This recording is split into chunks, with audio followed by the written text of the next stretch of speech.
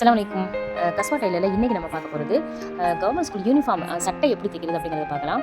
நம்ம எல்லார் வீட்லேயுமே தையல் மிஷின் வந்து டிவி, ஃப்ரிட்ஜ், வாஷிங் மிஷின் எப்படி இருக்குமோ அது மாதிரியே தையல் மிஷின் எல்லார் வீட்லேயுமே இருக்க தான் செய்யுது. ஆனாலும் அதை வந்து ஒரு மூலையில் தூக்கி போட்டுட்டு அது தூசி எறிய வச்சுருக்கோம்.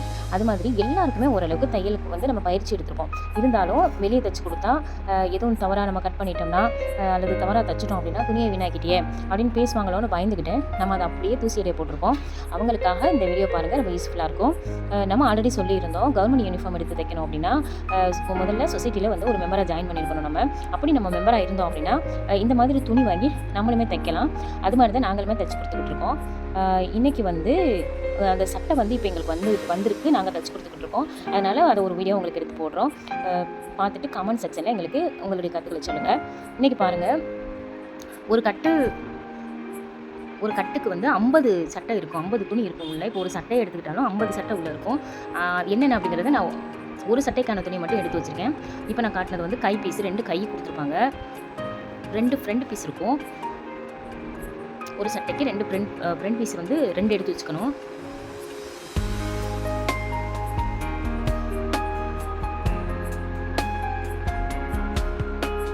இது வந்து அதுக்கு பாக்கெட் வைக்கிறதுக்காக ஒரு பீஸ் எடுத்து வச்சுருக்கோம். பேக் பீஸ் 1 வரும், அதுக்கு யோக் பீஸ் வந்து 2 இருக்கும்.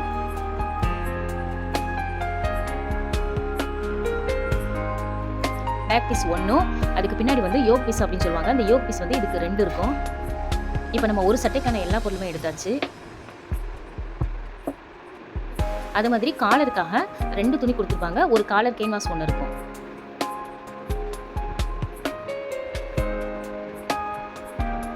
இப்போ ஸ்டெப் பை ஸ்டெப்பாக எப்படி நம்ம ஃபஸ்ட்லேருந்து ஜாயின் பண்ணுறது அப்படிங்கிறத பார்க்கலாம். ஃபஸ்ட்டு எடுத்ததுமே நம்ம வந்து முன்பக்க பீஸை வந்து அடிக்கிறது ரொம்ப நல்லது. அதுக்கு வந்து ஃபஸ்ட்டு நம்ம பாக்கெட் பீஸ் எடுத்து பாக்கெட் தான் ஃபஸ்ட்டு நம்ம மடக்கி அடித்து ரெடி பண்ணிக்கிறணும்.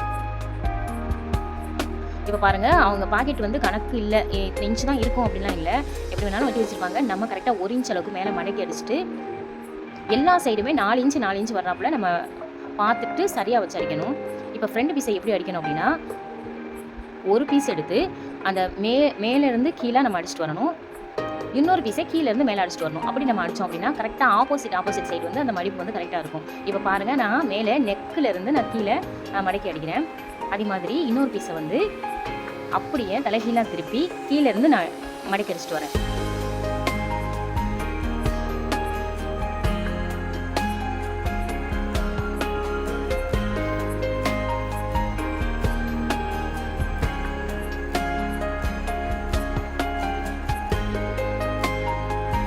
இப்போ பாருங்கள், நான் ஆப்போசிட் சைடு வச்சு கட்டுறேன். அது வந்து சரியாக இருக்கும். இந்த மாதிரி நீங்கள் அடிச்சிங்கன்னா 2 பக்கமே சரியாக இருக்கும்.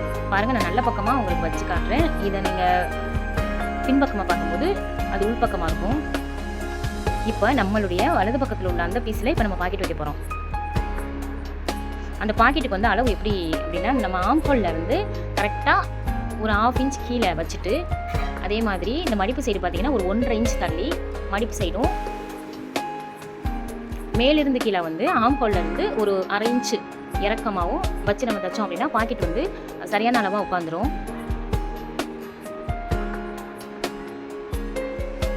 அந்த இடத்துல ஸ்ட்ராங்காக ஒரு தையல் போட்டுட்டு அப்படியே சுற்றி நீங்கள் அடிச்சுட்டு வரும்போது மடக்கி அடிச்சுட்டு வந்தீங்கன்னா பாக்கெட் வந்து உங்களுக்கு சரியாக இருக்கும். இந்த மாதிரி பாக்கெட் அடித்து ரெடி பண்ணிக்கோங்க.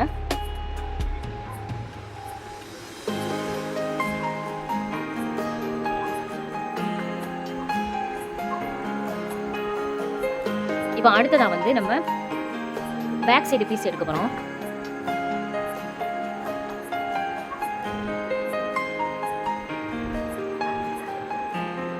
பேக் சைடு எடுத்து யோக் பீஸ் வந்து இப்போ நம்ம ஜாயின் பண்ண போகிறோம்.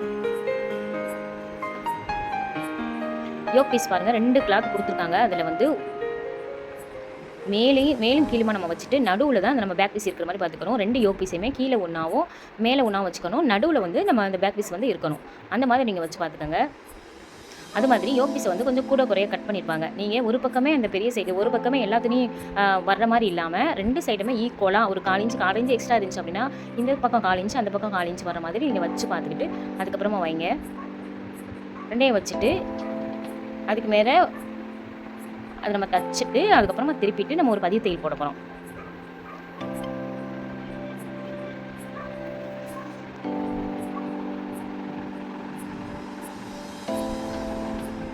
இந்த மாதிரி தச்சுட்டு நம்ம திருப்பி விட்டுட்டு கரெக்டாக அதுக்கு மேலே ஒரு பதிய தையலை போட்டு எடுத்துக்கிறோம்.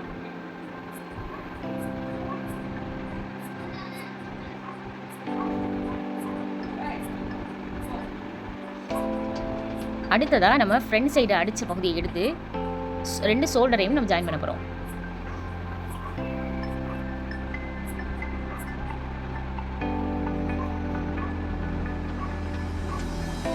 ஷோல்டர் ஜாயின் பண்ணும்போது பாருங்கள் நல்ல பகுதியும் ஒட்டுற மாதிரி நம்ம வச்சுருக்கோம்.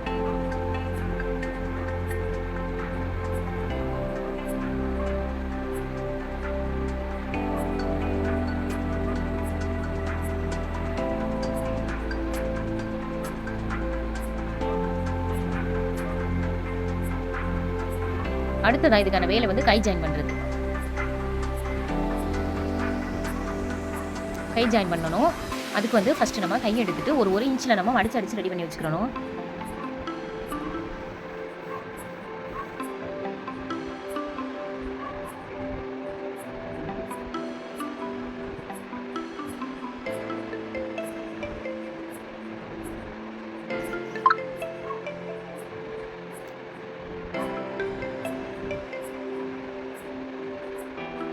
இப்போ அந்த கைப்பகுதியும் அந்த ஆம்பல் சைடு பகுதியும் ரெண்டுமே ஒரே அளவாக இருக்கா அப்படின்னு நம்ம ஃபஸ்ட்டு அளவு எடுத்து பார்த்துக்கணும். இதுவுமே நல்ல பக்கமும் ஒட்டுற மாதிரி நான் வச்சு அடிக்கிறேன். இப்போ பாருங்கள், இந்த மாதிரி நான் வச்சுக்கிட்டே வர்றேன். கரெக்டாக வச்சு இந்த மாதிரி நீங்கள் வச்சு பார்க்கும்போது எக்ஸ்ட்ரா கையோ அல்லது ஆம்போலோ எக்ஸ்ட்ரா இருந்துச்சுன்னா, இப்போ வந்து கை வந்து கொஞ்சம் பெருசாக இருக்குது, அதாவது ஒரு 1 இன்ச்சுக்கு பெருசாக இருக்குது. அப்போனா நம்ம என்ன பண்ணணும் அப்படின்னா 2 பகுதியிலையுமே ஒரு ½ இன்ச் இருக்கிற மாதிரி கையை வந்து எக்ஸ்ட்ரா வச்சு அடிக்கணும்.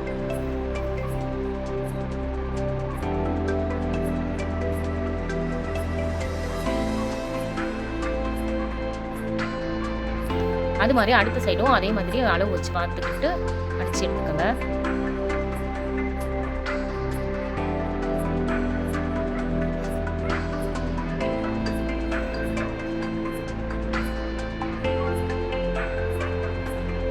இதுக்கப்புறமா நம்ம வந்து கையை மடக்கிட்டு 2 பக்கமும் ஜாயின் பண்ணணும்.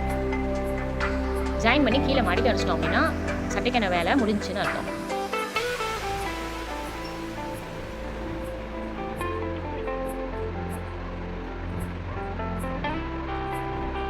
இந்த மாதிரி 2 பகுதியும் மடக்கிட்டு ஆம்பல் சைடு ரெண்டுமே கரெக்டாக இருக்கா, ஒரே அளவாக இருக்கான்னு செக் பண்ணிவிட்டு சைடில் அடித்து எடுத்துக்கோங்க.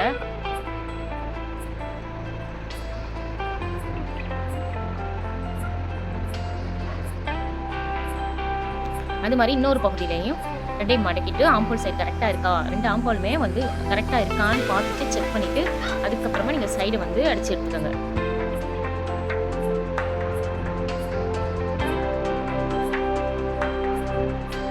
அடுத்ததாக கீழே வந்து நம்ம மடிச்சு அடிச்சுக்கிறோம்.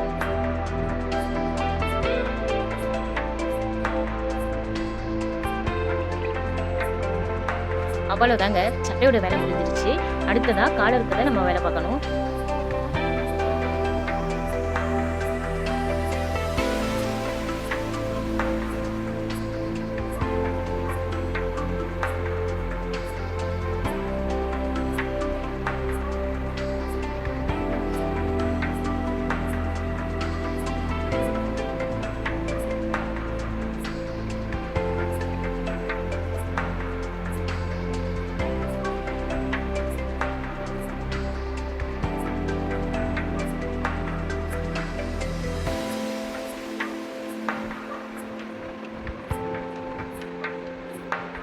அடுத்ததாக காலர் எப்படி அடிக்கலாம் அப்படிங்கிறத பார்க்கலாம்.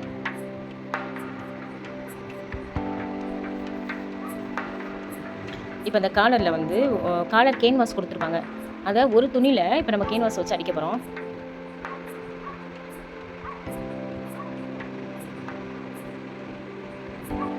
கரெக்டாக அந்த காலருக்கு கீழே ஒரு ½ இன்ச் இருக்கிற மாதிரி நம்ம துணி இருக்கிற மாதிரி வச்சு பார்த்துக்கிட்டு அந்த ½ இன்ச்சை நம்ம காலருக்கு மேலே மடக்கி அடிச்சிடறோம். அந்த மாதிரி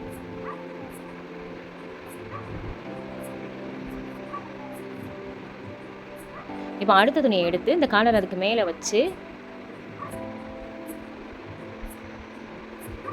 அதே மாதிரியே ஒரு ½ இன்ச் எக்ஸ்ட்ரா கீழ் துணி வந்து ஒரு ½ இன்ச் எக்ஸ்ட்ரா இருக்கிற மாதிரி வச்சுட்டு நம்ம காலர் கேன்வாஸ் வந்து எந்த ஷேப்பில் இருக்கோ அந்த ஷேப்லேயே நம்ம அடிக்க போகிறோம். நம்ம நார்மலாக வந்து வெளியே நம்ம வேறு வெளியே கேன்வாஸ் வாங்கி நம்ம தைச்சோம் அப்படின்னா அயன் பண்ணிட்டு தைப்போம். இது அப்படி கிடையாது. அயன் பண்ணாமல் அடிக்கிறதுனால அந்த கேன்வாஸ்க்கு மேலேயே நம்ம அந்த ஷேப்லேயே அடிக்க போகிறோம். வெளியே வராமல் நம்ம தைக்கணும். கேன்வாஸ்க்கு வெளியே நம்ம அடிக்கக்கூடாது. கேன்வாஸ்க்கு மேலேயே நம்ம அடித்தா தான் அந்த கேன்வாஸ் வந்து துணியோடு ஒட்டுறதுனால நம்ம அதுக்கு மேலே அடிக்கணும். பாருங்கள், அந்த ஷேப் வந்து எப்படி இருக்கோ அது மாதிரியே அதுக்கு மேலேயே நம்ம கேன்வாஸ் மேலே அடி விழுகிற மாதிரி நம்ம அடிக்கணும்.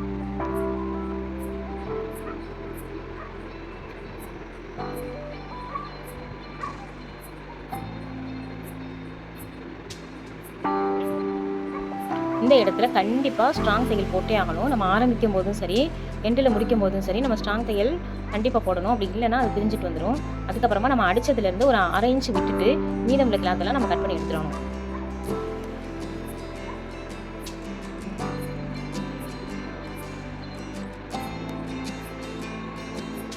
இந்த மாதிரி நம்ம கட் பண்ணி எடுத்துட்டோம் அப்படின்னா கரெக்டாக எல்லா பகுதியிலையுமே ஒரு 1/2 இன்ச் மட்டும் எக்ஸ்ட்ரா இருக்கிற மாதிரி கட் பண்ணிவிட்டு அந்த கரெக்டாக அந்த மூளை பகுதி இந்த பகுதியெல்லாம் நம்ம சின்ன சின்னதாக வெட்டணும், கட் பண்ணிக்கிறணும்.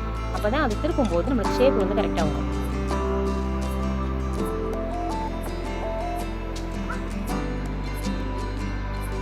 இப்போ நல்லா கையை வச்சோ அல்லது ஊசியை வச்சோ நல்லா குத்தி பெரட்டி அந்த மூளையெல்லாம் ஷார்ப்பாக வர்ற மாதிரி நம்ம பெரட்டி ரெடியாக வச்சுக்கிறணும்.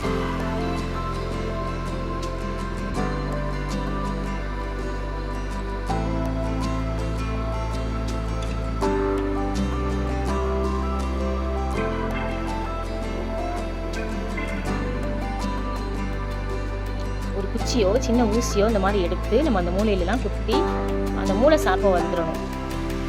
வர அளவுக்கு நம்ம பார்த்துக்கிட்டு ரெடி பண்ணிக்கிறணும்.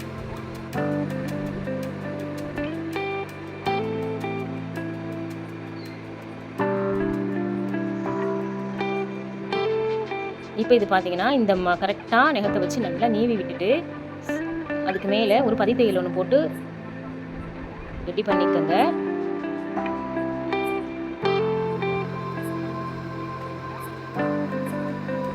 மேலேயே சரியாக நம்ம ஒரு பதிவு தையல் ஒன்று போட்டு ரெடி பண்ணிக்கிறோம்.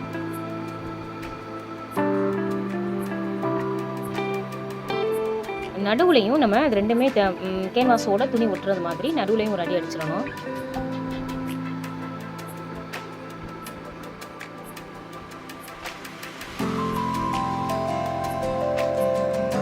இப்போ காலர் வந்து சட்டையில எப்படி ஒட்டலாம் அப்படிங்கிறத பார்க்கலாம். இப்போ பாருங்கள், சட்டையினுடைய கழுத்து வந்து எந்த அளவுக்கு இருக்குது அப்படின்னா நம்ம காலரை விட சின்னதாக இருக்குது. காலரை வந்து சரியாக எப்போவுமே நம்ம சரியாக அடிச்சிட்டோம் அப்படின்னா சட்டையை தான் அட்ஜஸ்ட் பண்ணிக்கணும். காலருக்கு ஏற்ற மாதிரி சட்டையை நம்ம அட்ஜஸ்ட் பண்ணிக்கணும்.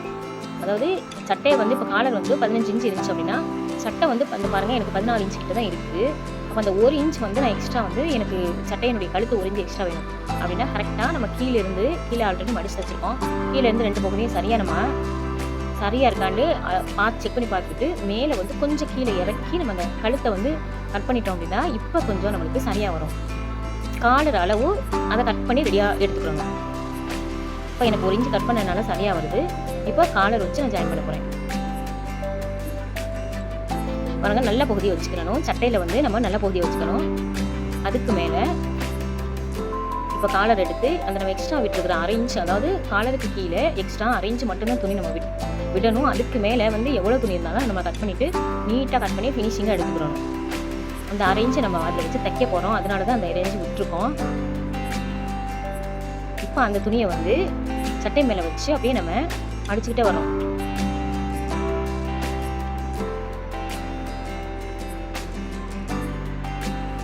காலர் ஜாயின் பண்ணும்போது ஒரு சின்ன சிரமம் என்ன அப்படின்னா காலர் வந்து பெருசாக இருக்கலாம், சட்டையுடைய கழுத்து பெருசாக போயிடக்கூடாது. அப்படி இருந்துச்சுன்னா அடிக்கிறது சிரமம்.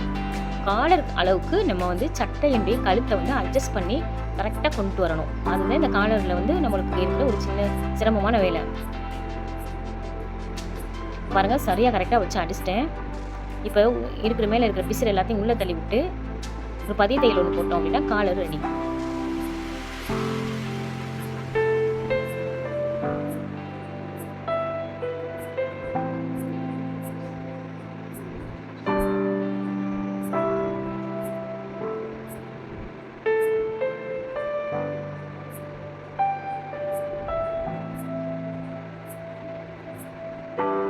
ஓகே, இப்போ ஃபினிஷ் பண்ணியாச்சு.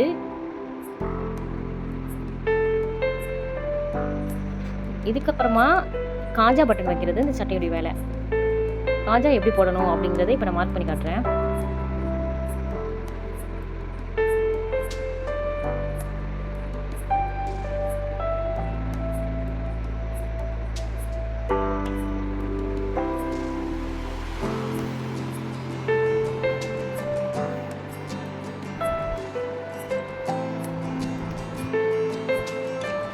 இந்த மாதிரி சட்டையுடைய கீழ் பகுதி பாருங்கள், ரெண்டுமே சரியாக ஒரே அளவாக இருக்கா அப்படின்னு செக் பண்ணிவிட்டு கீழேருந்து ஒரு 4 இன்ச் வச்சுட்டு, இந்த 4 இன்ச்சுக்கு கரெக்டாக 2 சைடுமே நீங்கள் மார்க் பண்ணணும்.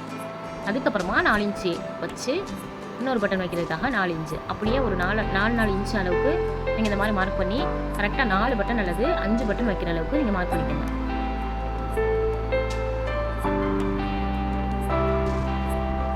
காலர்கிட்ட ஒரு பட்டன் வைக்கலாம். மொத்தம் 5 கொஞ்சம் சின்ன சட்டையாக இருந்தால் 4 பட்டன் வைக்கலாம். பெருசாக இருந்துச்சுன்னா நீங்கள் 5 பட்டனுக்கு நீங்கள் மார்க் பண்ணிக்கலாம்.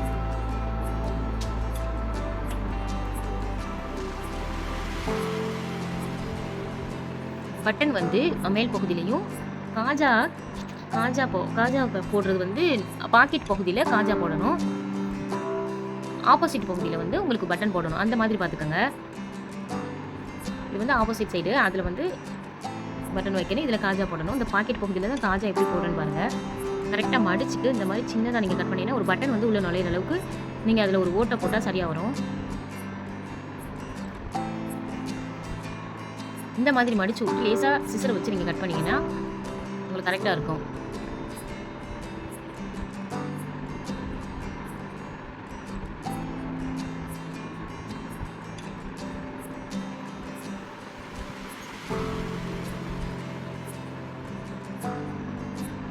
இப்போ எப்படி காஜா போடுறது அப்படிங்கிறத பார்க்கலாம்.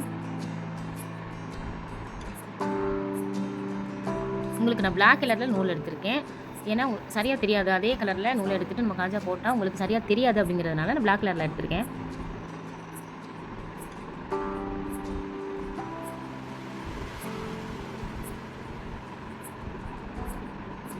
ஒத்த நூலாகவே கோர்த்துக்கோங்க. கீழிருந்து மேலே நீங்கள் குத்தி எடுத்துக்கிட்டு